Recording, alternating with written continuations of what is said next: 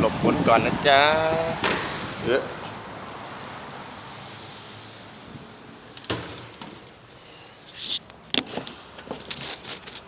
ข้างนอกลมแรง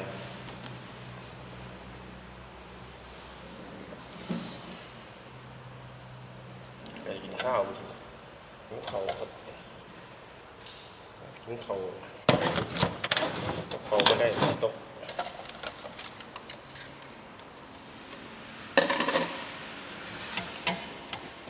ข้าวของเราก็มี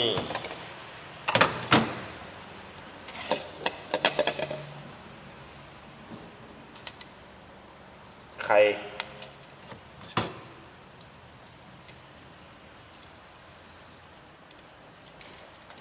ปลากระป๋อง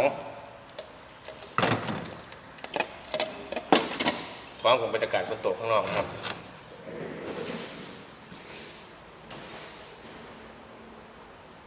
เดี๋ยวให้ดู